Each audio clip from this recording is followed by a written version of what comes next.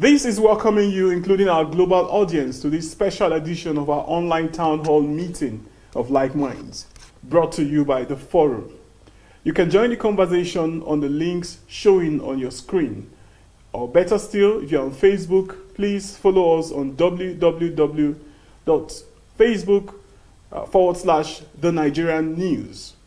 My name is Lawrence Aldu. The program continues after this short break. Please stay with us.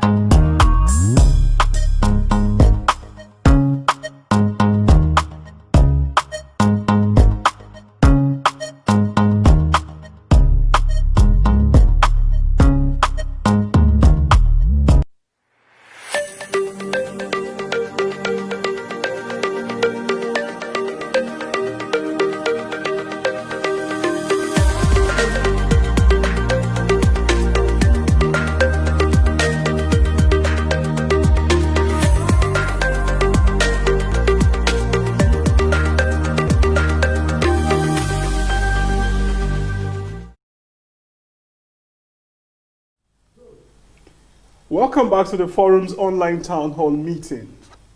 For the past 1 decade, Nigeria has been faced with a crisis it never envisaged would befall it after the civil war, the Boko Haram insurgency in the northeast of Nigeria, militancy in the Niger Delta, insurrections from the indigenous people of Biafra, IPOB, and of course pockets of violent crimes in the northern and central states.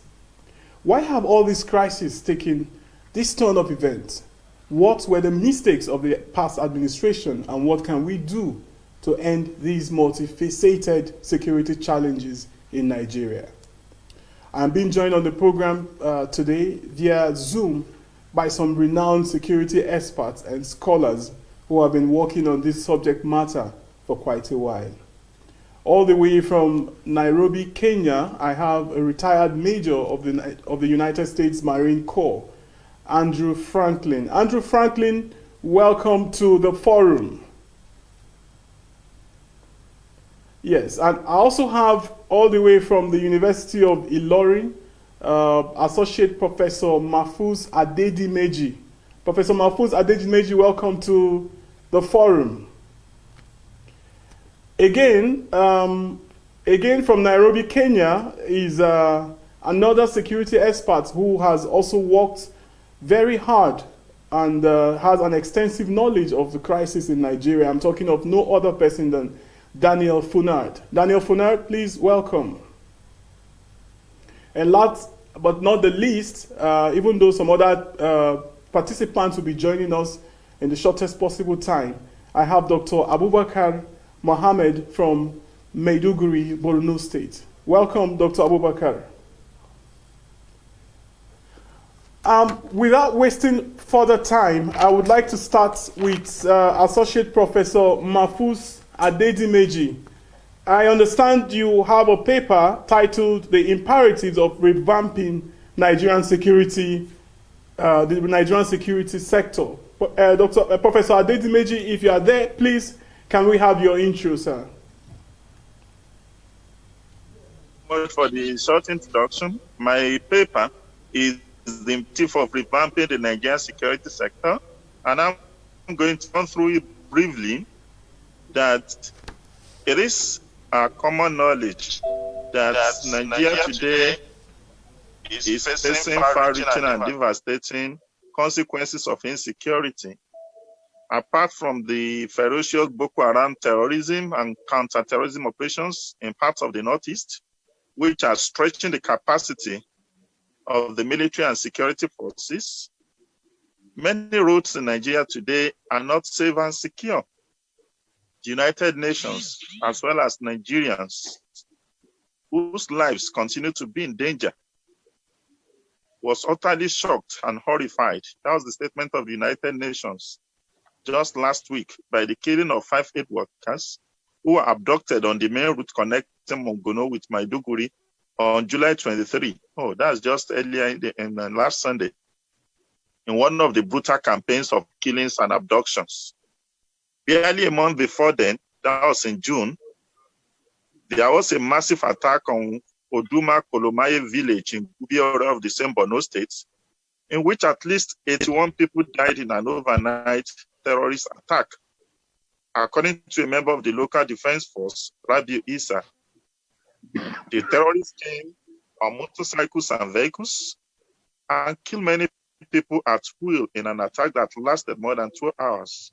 In all, we counted 69 corpses, but the death toll may be higher because of the fact that some people are still missing. So the state of insecurity has reached such a very high proportion that even military and security personnel now issue travel advisory to their members. After the unfortunate ambush of one Captain Abubakar and 2 other captains on July 6 on Benin Obajana Okene Lokoja Abaji Highway, and the killing of a daughter of a rear admiral, as well as the seaman who was a driver along the same route on July 9, military personnel in their circles also started to take extra precautions, including disguising as civilians in order not to make themselves targets of attack. Apart from the emasculation of the entire northeastern region, other parts of Nigeria are currently facing acute security challenges. The perennial farmer-herder conflict in the Middle Belt is generating bloody ripples and reprisal attacks. Bandits and cattle rustlers also wage their relentless, vicious campaigns of violence. Kidnappers, human traffickers, armed robbers, rapists, and all manner of criminals are waging vicious war against Nigerian citizens. The situation is tense, just as people face serious economic challenges, which are further exacerbated by the coronavirus pandemic and its accompanying restrictions and disruption of everyday economic and social lifestyle of our people. The major concern of many Nigerians today is insecurity, one of the cardinal electoral promises of President Muhammadu Buhari in the 2015 presidential elections. Now, by the time we look at the picture of insecurity in Nigeria, we realize that it has causative factors which make the challenges to be severe. According to Usman and Matthew, 2014, insecurity in Nigeria is caused by a myriad of factors, including internal security disorder, poor system of governance, and the concentration of political power in the center, weak judicial system, injustice, nepotism, and the culture of impunity, bribery and corruption, state of origin stroke indigenous syndrome, and the quota system, wastage of resources, religious fanaticism, political praise singing, as well as unemployment. And they wrote a paper on security challenges in Nigerian and national transformation in the International Journal of Managerial Studies and Research. Now, no one is having any doubt that our security system and apparatus are overwhelmed by the security challenges to the extent that the security sector itself has become a problem that many people have to deal with. The failings of the Nigerian security system manifest today in what page 2019 identifies as strategic and operational mistakes, gross human rights violations, endemic corruption, including widespread procurement fraud and racketeering by deployed soldiers and police. That's page 2019 in the paper, Nigeria Struggles with Security Sector Reform. As a result of insecurity and its related problems, Nigerians these days embark on perilous journeys across the hostile Sahara Desert. And many young girls are trafficked through Chad and Sudan to some far European countries, with a number of them reduced to sex slaves in Libya, while some of them who manage to get to Italy trade in the flesh, apart from those that die while trying to cross the Mediterranean Sea. At home, we have many young Nigerian men and women living a life of drug dependency, mixing all kinds of substances, sniffing, drinking, eating and dejecting just to feel high, quote and unquote, including students of our tertiary institutions. This is the scenario that we are facing. How then do we address this perennial security problem? As there is a symbiotic relationship among peace, security, and development, it is imperative that Nigeria frontally addresses the security sector in the country. In other words, peace is a condition for development to take place, and development itself is constrained by the lack of security. This is because where there is security, peace and development follow automatically. And when peace is lacking, peace, security, and development are also missing. This is according to Understanding Peace, Security, and Development, a 2017 article that I wrote. This is why security is crucial, since without it, nothing meaningful can be achieved. The national security interest of Nigeria, according to the National Security Strategy 2014, include 8 items. I've listed the 8 items here: the preservation of its sovereignty, the country's stability, the preservation. I think we are going to have the full security interest of Nigeria in my paper, because I was part of the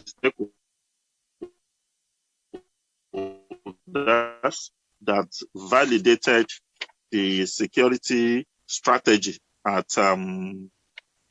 Transcorp Hilton Hotel on May 30, 2019. I was among those who validated that particular draft security strategy.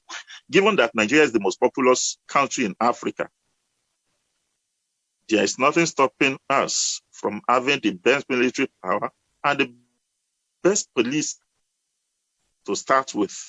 However, according to the Global Firepower, an institution that ranks the military in various countries based on country population, Nigeria was rated to be the 4th best country in military power 2 years ago. In the Global Firepower report of 2020,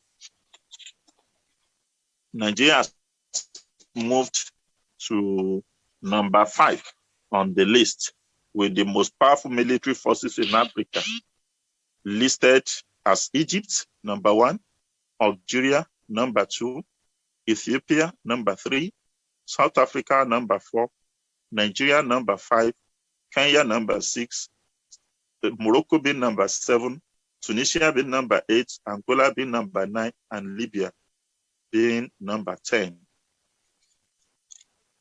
Meanwhile, despite the huge population that Nigeria has, the country does not feature in the list of the top African countries with the best police force.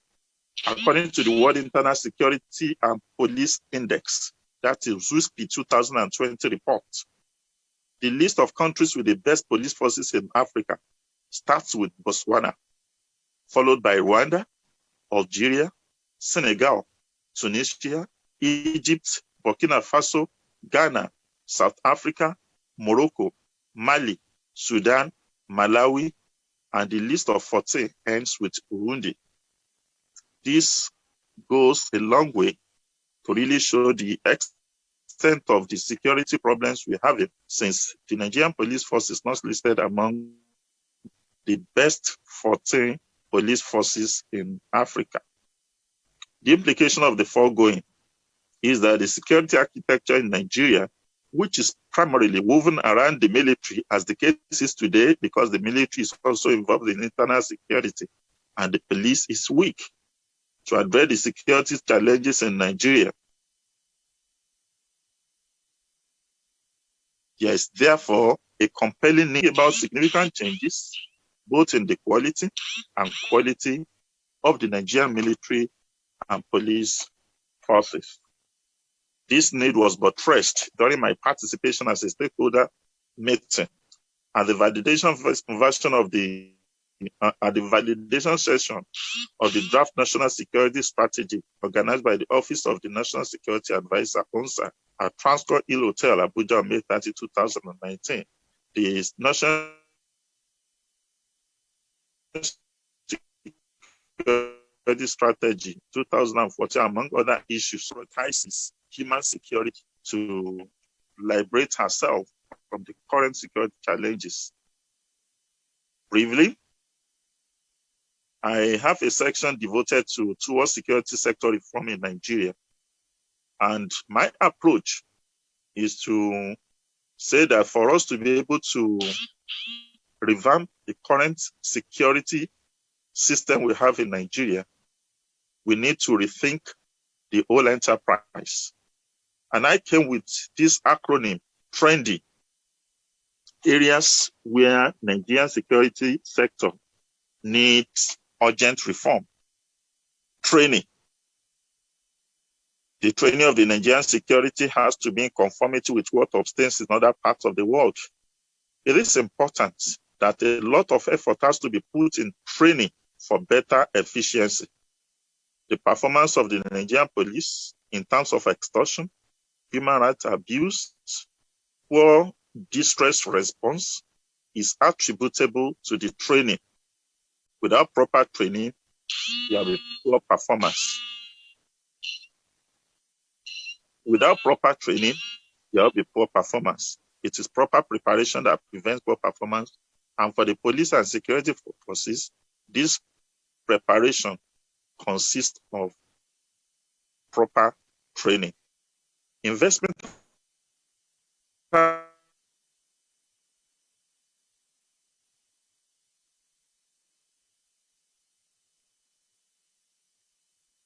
to be best that the country requires. Number two, recruitment. The recruitment process of Nigerians to the military and police forces should be based on merit and integrity. It is not uncommon that due to political influence, shady characters are integrated into the police who eventually tarnish the name of the organization. The same way that banks require collateral from those who borrow money. So those who will be given weapons to see to the protection of life and property of Nigerians should be made to have a sort of collateral.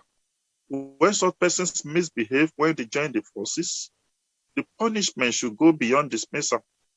Those who endorse them or recommended them for recruitment in the first instance should also be named and shamed to the extent to which they knew the individuals responsible.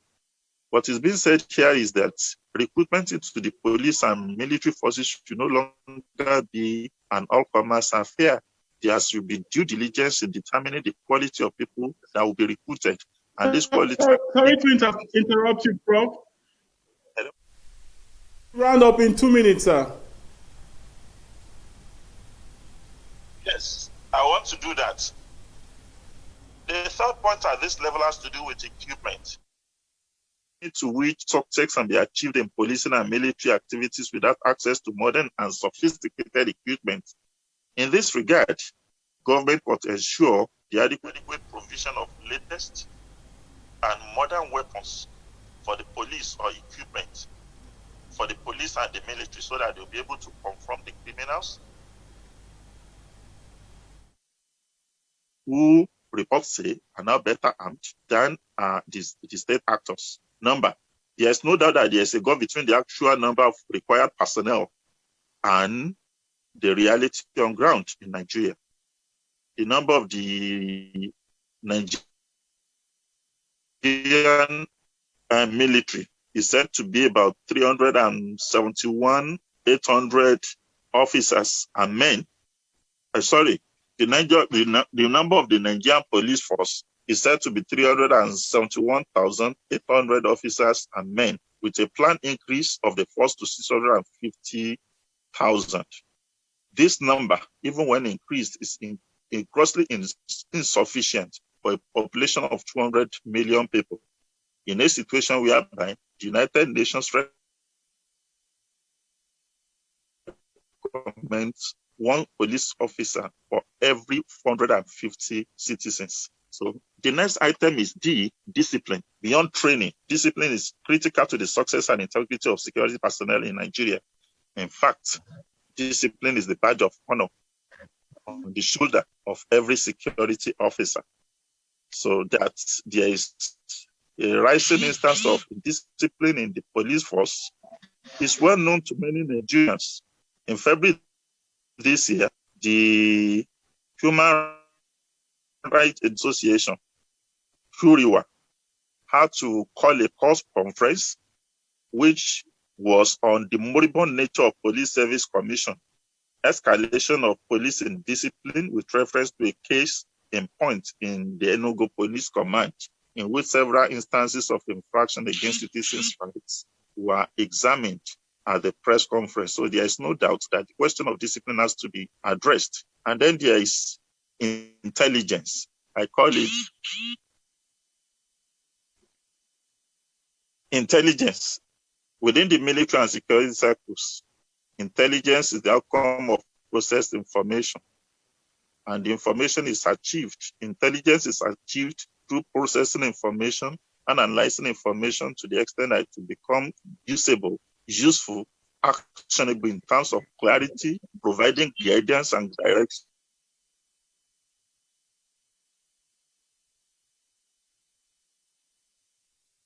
Well, you were listening to Associate Professor Mahfouz Adedimeji, who has been talking on the imperatives of revamping the Nigerian security sector. We'll quickly take a short break. When we come back, the program continues.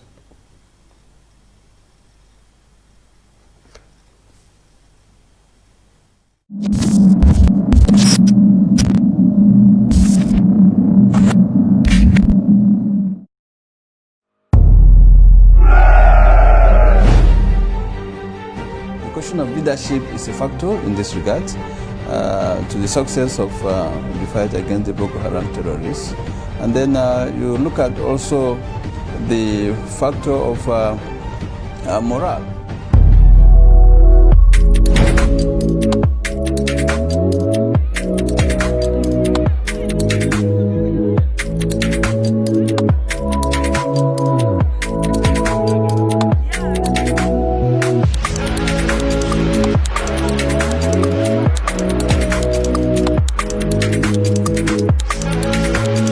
For almost a decade, the Nigerian army have given their all to ensure that our dear country is not overrun by Boko Haram insurgents.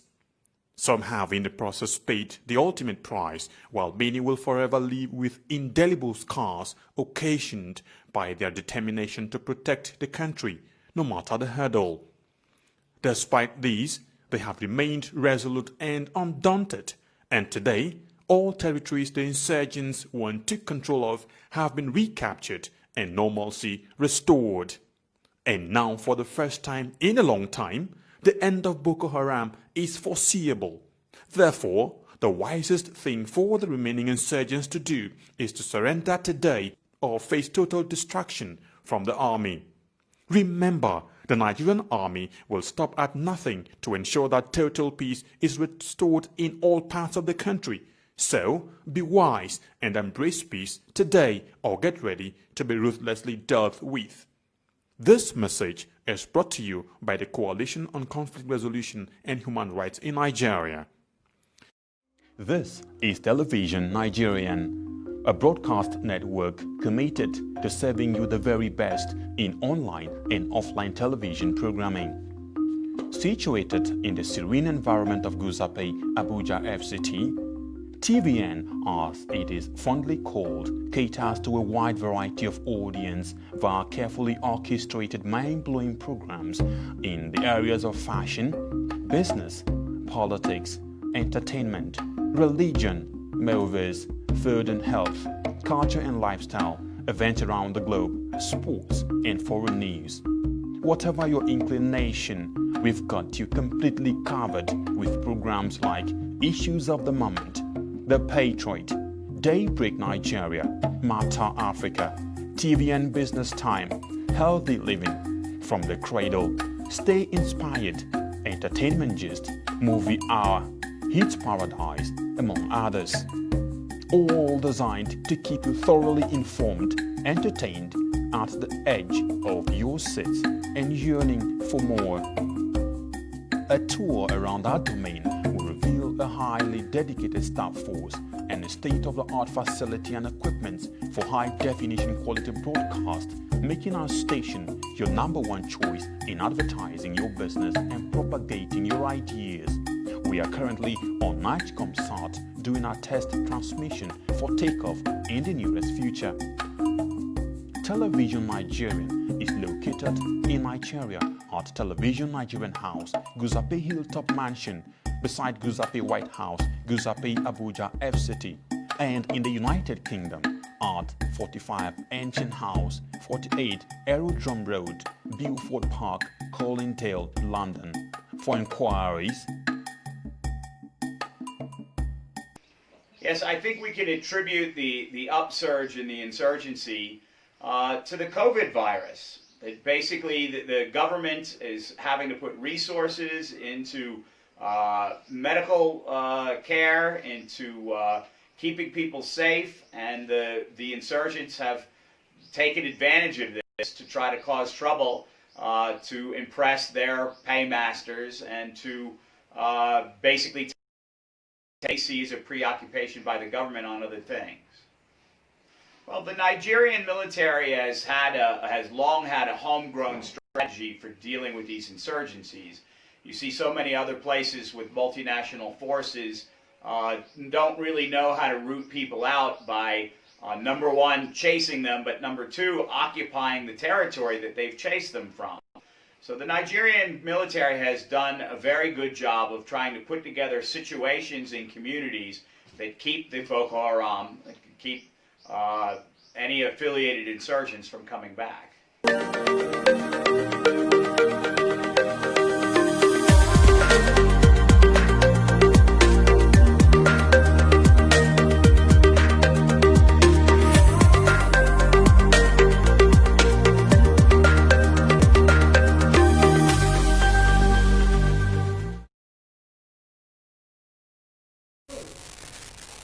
Welcome back to the forum.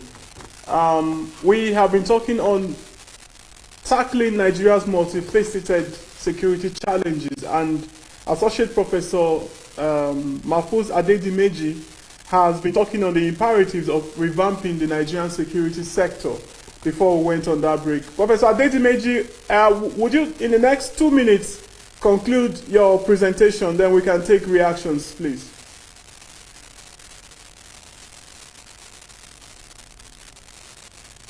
Okay, while we wait for Professor Adedimeji, I would quickly like to ask Associate Professor Simeon Olaiwola of the Nigerian French Language Village and also a security expert. Sir, Nigeria has battled insurgency and other forms of criminal, violent crimes in the last 10 years. Why has this continued unabated? What are the mistakes of past administrations?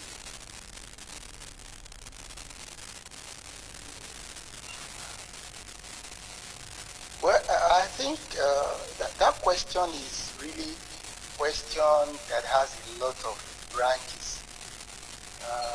But to be precise, the relapse of insurgency has been the neglect of past administrations in the area of provision for security personnel and the area of taking security issues with all seriousness they require. We've seen a situation whereby past administrations have neglected how to take care of the security personnel on their own, especially the soldiers, the police, and all that. And the most important aspect of it, they neglected completely, and that is making adequate provision for, modern day equipment to fight these insurgencies. And if we look at the a kind of far-reaching causes, who will agree with me that the political undertone of most of these past administrations have really not been encouraging. Most times they were paying lip services into issues that should have been handled with all seriousness, like taking things into the religious realm.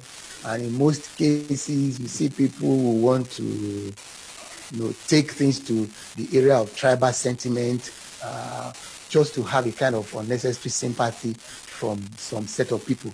And all this put together have really created a lot of problems. So now it's more like the insurgency is becoming part of us. And not only that, you see that even the administrations on their own, they have really not been sincere, because many of them benefited from the rot,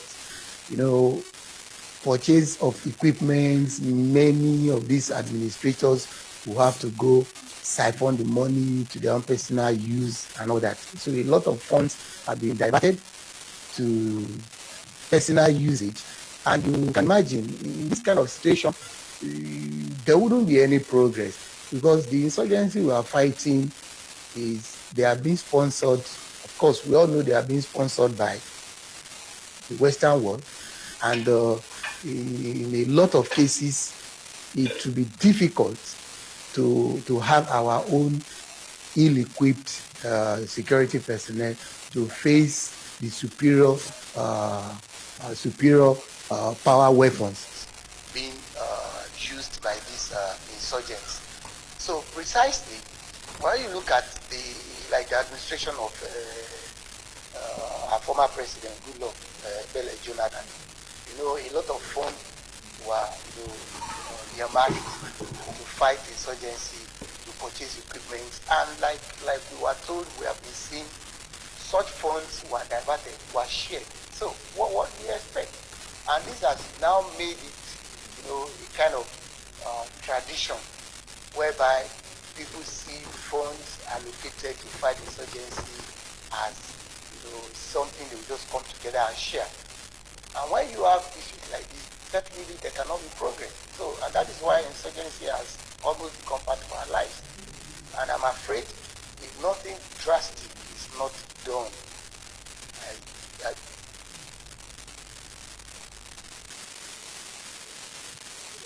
Olaf, I want to ask you again, how would you appraise the effort of the present government in containing the issues of insecurity in the country?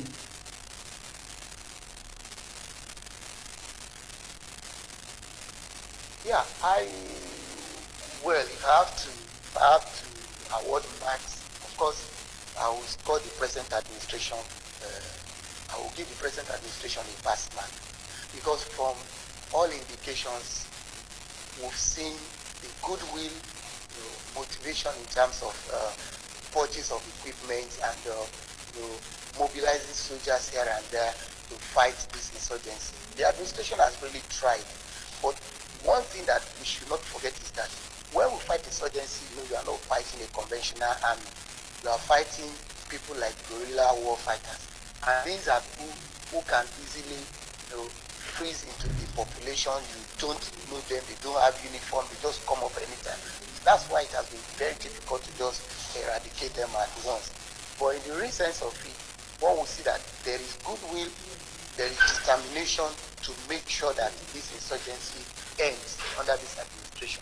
Though there have been frustrations here and there, which of course are some of the far-reaching effects of the neglect that we have suffered for a long time, even before this particular administration. So on the whole, I'll give it to this administration that they have tried, even if their good is not yet enough that we want, because what we want is to see this insurgency no more.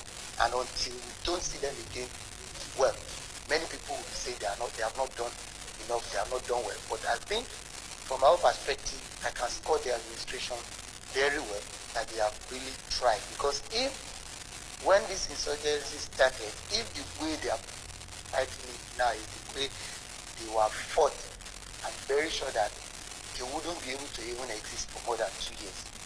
So I think the administration has tried, and they should still keep it up and do more.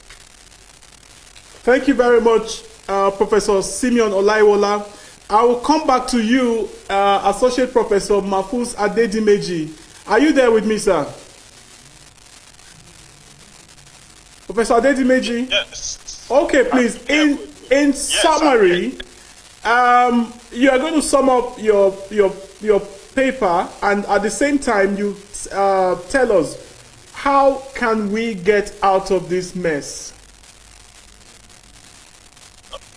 Thank you very much. I think this is a very crucial topic. In summary, I said that there's no doubt about it, that the Nigerian security architecture, the way it is, needs to be revamped. And this intervention will take place at two levels, at the level of quality and at the level of quantity. At the level of quality, I said we have to ensure that we prioritize merit.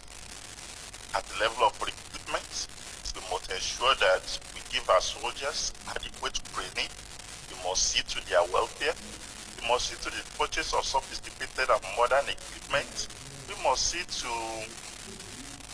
recapitalizing the whole security architecture in terms of intelligence. You know, warfare nowadays is done through intelligence gathering. You know, if your enemy has better intelligence than you do, even regardless, you are going to be ambushed, and that is what we are experiencing. So Boko Haram seems to be having some coordinations with some other foreign non-state actors, and they are ambushing our soldiers. So in terms of quality, a lot has to be done. And I also said that a lot still has to be done at the level of quantity. We need to have more boots on the field. I gave you an instance that according to the United Nations, there should be a police officer to every 450 citizens. Now imagine the ratio when you have about 371,000 police officers to a population of about 200 million people. So the number does not just add up. The number is not adequate. The same thing is applicable to the number of our soldiers. The United Nations and the United States is less than 400 million, yet it has about 1.2 million military personnel. Nigeria is over 200 million. That means if we want to have half of what the United Nations military has, we must have at least 600,000 military personnel. Now we have about 170,000. Not to talk of those who are not even active on the battlefield. So at the level of quality, a lot has to be done. At the level of quantity, we have to recruit more people to join the armed forces so as to be able to confront our challenges. And in investing in quality, I especially emphasize on human intelligence. And you cannot gather intelligence without being intelligent. So we have to pay a lot of attention into the recruitment process. Who are those that we recruit into the army? Who are those that we recruit into the police? Are we sure that people who are thugs are not finding their ways into the police force? What do we know about the backgrounds of these people that are killing people indiscriminately just because they have police uniform on their neck? So that is the essence of what I'm saying. And I came with this particular model that I call trendy, I call it, in terms of increasing the capacity of our armed forces, that we have to emphasize training, we have to focus a lot on recruitment, we have to ensure that we provide necessary equipment, we have to ensure that the number is adequate, Then we have to focus on discipline. There's a lot of discipline in the police force. There's a lot of discipline. People collecting bribe, people killing people extrajudicially. We have instances of people now going on a wall. Nigerian soldiers leaving their centers of operation without telling anybody. So, and then we need to focus a lot of attention on intelligence. By the time we do all that, you have more boots on the ground and you have more quality in the number of boots we'll be able to overcome. Not forgetting the fact that what is called security is all encompassing. Human security, I like the human security model, where security is not just about fighting, counter-attacking, but security has to do with providing food security, providing sustainable income, economic security, providing a good society in which people can live, social security, providing a stable political order, political security, and providing people with what will make them to be able to function as normal human beings, cultural security, not a situation in which our cultural values are becoming increasingly eroded by the forces of globalization. So I think these are the issues that I want to re-emphasize in my paper. So we have to return to our roots. We have to ensure our cultural security. We have to maintain the fact that our Nigerian values, our traditional values are not eroded by what people see in Western movies, by what people see in games, by what people see in music videos. All these things are eroding our traditional values to the extent that people do not care about morality any longer. All what they care about is how to make money. And the singers, the musicians all glamorize money, and people do not want to care whatever extent they want to go to, as long as they are going to they are going to make money. So when we focus on human security, we realize that national security or physical security is just a component. What makes human security is all encompassing. It takes about 10 or 12 variables for us to be secure as humanity in Nigeria. Thank you very much, Professor Adedimeji, for that submission. And finally, Professor Simeon Olaiwola, I want to ask you a question. How can Nigerians begin to appreciate the members of the armed forces of the country?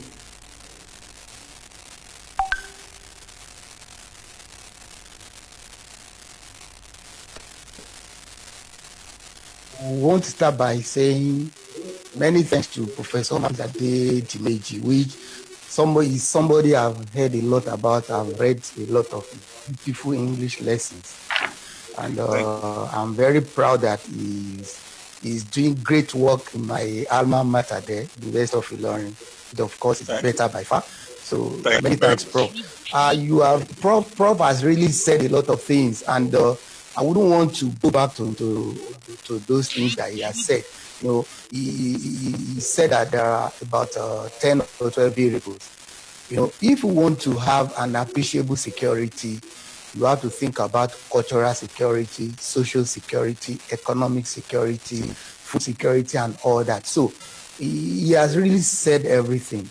And sincerely, I would love to have an insight into that beautiful paper. It's a pity I was hooked in our laboratory from morning till evening. So I wasn't able to develop any major point on this issue. But from what Professor Adedimeji has said, to appreciate our security personnel, it has to really come from within. But security issue is more spiritual than physical.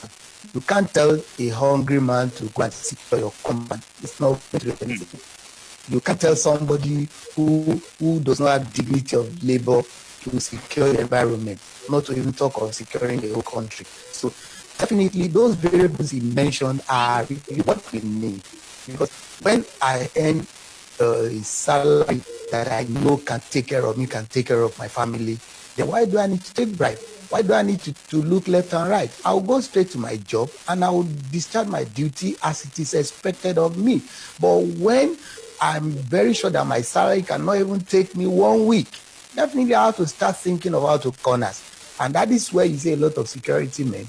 They take bribe. Like where I stay, you have a lot of soldiers who are always crossing the semi-border to go and bring in rice when they are supposed to be on at their security post doing one thing or the other to secure the environment. But, many times you see that they have to make ends meet. So when there is no dignity of labor, there cannot be adequate security in the country. So I subscribe to the variables he has mentioned. Let there be, social security, economic security, job security in itself, and let there be adequate remuneration for what security our security operatives do. You don't expect somebody who is having a master's degree. You expect that person to be collecting the salary that is not dignified. And when people are being, degraded, consciously or unconsciously, you won't get the best from them. So I think the government has to take it in there should be a kind of holistic approach whereby everybody will be treated like a citizen. And when people are treated like citizens, I'm very sure that the nation will be secured at all corners. Thank you very much.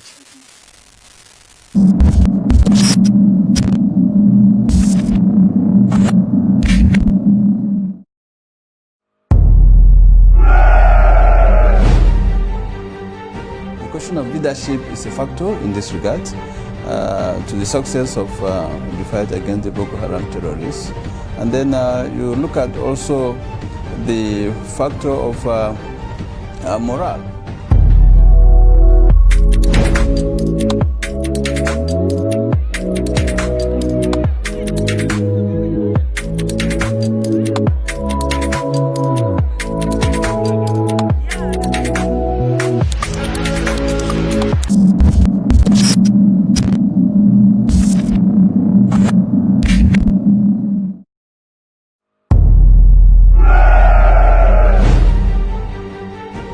Of leadership is a factor in this regard to the success of the fight against the Boko Haram terrorists.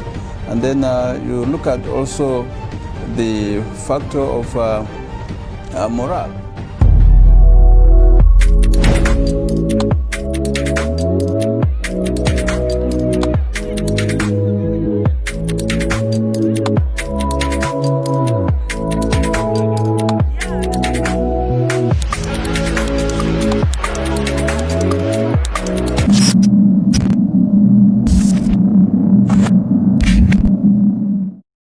The reason that the Nigerian army has been able to stand firm is because Nigeria is either the first or the second economy on the African continent. So there's just a lot of resources available to arm the army and to train them. But still, the insurgents are still able to do those asymmetric attacks that you cannot see coming. Also, the international community has big problems controlling those asymmetric attacks. Well, the Nigerian army has been successful in pushing back the insurgents. We have seen that over the past 10 years, where Boko Haram became smaller and smaller. But they're still able to do attacks which are very deadly. And that's something that's very difficult to control. And there's another thing. It looks like that the insurgents from Syria and from Iraq are coming to the Sahel to rebase themselves here. And there are voices that are planning to form a new caliphate. So those are a few things that the governments of the consecutive countries will have to look into. The sacking of the service chiefs is something that needs to be looked into in the coming period, because something obviously has happened. But there's one thing to keep in mind. If you remove a high person, you're also creating a power vacuum. I believe there's already a lot of trust of the people toward the Nigerian army, because the army has been part of society for a long time. That was during the military days and also during the democratic days. So that trust is there. The only challenge is that still these asymmetric attacks continue, and that puts the army in a negative light. So eventually, I believe that the peace is not going to come through arms. On the other side, There will have to be some kind of dialogue between the warring factions, and it will not be an easy process. Every journey starts with the first step, but at the end of the day it needs to happen to come to the final peace agreement.